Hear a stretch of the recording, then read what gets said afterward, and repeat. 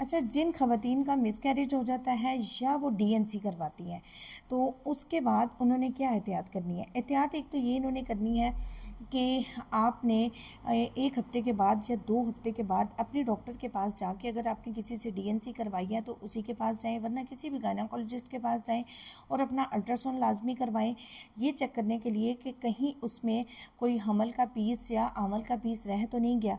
अगर अल्लाह ना करे आपको बहुत हैवी ब्लीडिंग हो रही है, तो तब आप इमरजेंसी के में ही जाएँ अपने डॉक्टर के पास। तीसरा जो मेन इम्पोर्टेंट इसमें करना है आपने, कि 3 हफ्ते के बाद बेशक घर में ही अपना एक पेशाब का टेस्ट कर लें। यूपीटी स्ट्रिप मिल जाती है मेडिकल स्टोर से, आप अपना घर में पेशाब टेस्ट करें। अगर नेगेटिव आता है तो वेल एंड गुड, अगर फिर भी पॉजिटिव आ रहा है तो इट्स मीन कि कोई ना कोई इशू है। आप अपने डॉक्टर के पास लाजमी जाएँ।